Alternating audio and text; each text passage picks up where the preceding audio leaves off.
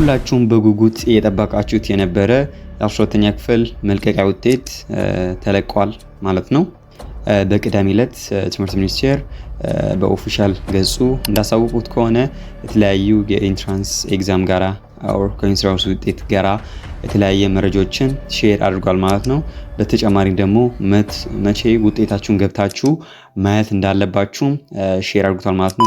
በተጨማሪም ደግሞ ያለፉ ተማሪዎችን ዳታ፣ የወደቁ ተማሪዎችን ምን ያክል ከተማ ምን ያክል ዩኒቨርሲቲዎች ትምህርት ቤቶች እንዳስወደቁ፣ ምን ያክሎቹ ሙሉ በሙሉ እንዳሳለፉ፣ የትኛው ከተማ ደግሞ ቀዳሚ እንደሆነች፣ በተጨማሪ ደግሞ በጣም ብዙ ኢንትረስቲንግ ነገራቶችን ከየት ከፍተኛ ውጤት እንደመጣም የምናይ ይሆናል ማለት ነው። ስለዚህ ቪዲዮውን እስከ መጨረሻ መቆየታችሁን እንዳትረሱ ማለት ነው። ስፔሻሊ ውጤታችሁን ማወቅ ለምትፈልጉ ተማሪዎች በተጨማሪ ቅሬታ ሲኖርባችሁ እንኳ ይህን ቪዲዮ ማየት ይኖርባችሁ ማለት ነው። መች ቅሬታ ማቅረብ እንዳለባችሁ በሙሉ አጠቃለን በአጭር ቪዲዮ ይዘንላችሁ መተናል ማለት ነው እና ሙሉ መግለጫውን አሁን የምንመለከት ይሆናል ማለት ነው።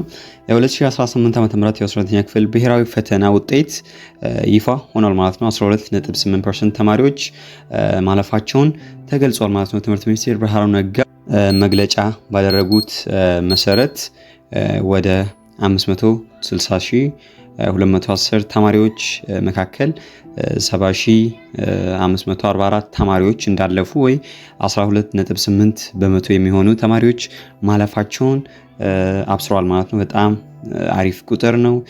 ካለፈው ዓመት የተሻሻለ ማለት ነው። ተማሪዎቹ በየዓመቱ እያሻሻሉ ይገኛሉ ማለት ነው። ከዚህ ውጤት መካከል ደግሞ ውጤቱ ተመስርተን 88 ትምህርት ቤቶች ሙሉ በሙሉ ተማሪዎቻቸውን አሳልፏል ማለት ነው። አንድም ተማሪ ሳያስወድቁ 88 ትምህርት ቤቶች ሙሉ በሙሉ ተማሪዎቻቸውን ሲያሳልፉ፣ በአንጻሩ ደግሞ 585 ትምህርት ቤቶች ደግሞ ምንም ተማሪ ባለማሳለፍ አመቱን ጨርሷል ማለት ነው። ከፍተኛ ውጤት ያስመዘገቡ ተማሪዎችም ደግሞ ያው የተፈጥሮ ሳይንስ ከአዳማ ልዩ አዳሪ ትምህርት ቤት ውስጥ ነው ማለት ነው እና ከፍተኛ ነጥብ 591.6 እና በእንጂብራ አጋው ምድር ትምህርት ቤት ደግሞ 583 በሴቶች ዘርፍ ማለት ነው። በ591 የወንድ ነው። 583ቱ ከፍተኛ ውጤት ተመዝግቧል ማለት ነው። እሱ የሴት ነው። በማህበራዊ ሳይንስ ደግሞ ከዶዶላ ኢፋቦሩ 576.2 እና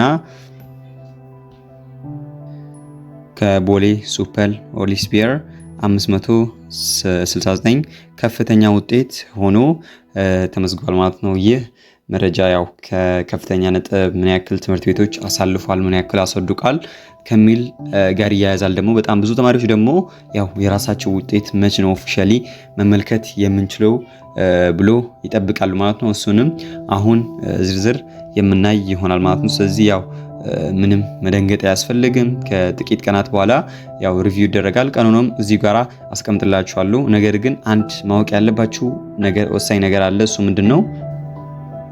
ያው የአዲስ አበባ ዩኒቨርሲቲ የሳይንስና ቴክኖሎጂ ዩኒቨርሲቲ ተማሪዎቻቸውን ከተቀበሉ በኋላ ሌሎች ዩኒቨርሲቲዎች ጥሪያቸውን እንዲያደርጉ ተገልጿል ማለት ነው። ስለዚህ ያው አዲስ አበባ ዩኒቨርሲቲ ለደረሳችሁ ተማሪዎች በቅርቡ እንደምትሄዱ በዚህም ዝግጅት ማድረግ ይኖርባቸዋል ማለት ነው። ሌሎችም እንደዛው ሊዘገይ ይችላል። ብዙ ጊዜ አይዘገዩም። መስከረም ላይ የምትጠሩ ይሆናል ማለት ነው እና መጨረሻ ላይ እና አብዛኞቻችሁ የምትጠብቁት ነገር ተማሪዎች በግላችን መች ነው ውጤታችን መመልከት የምንችለው ካላችሁ የተማሪዎቹ የግል ውጤት በመጪው ሰኞ ወይም ማክሰኞ የሚላክ ይሆናል ማለት ነው። ስለዚህ ዛሬ እሁድ ነው። ከአንድ ሰኞ ወይ ማክሰኞ ውጤታቸውን በይፋ መመልከት ይችላሉ ማለት ነው። ስለዚህ ዌብሳይቱን ደግሞ እንዴት አድርጋችሁ ውጤታችሁን መመልከት እንደምትችሉ ውጤቱ ይፋ ሲደረግ አሳያችኋለሁ ማለት ነው። ስለዚህ በቀጣይ ቪዲዮ እስክንገናኝ መልካም ቆይታ። ፒስ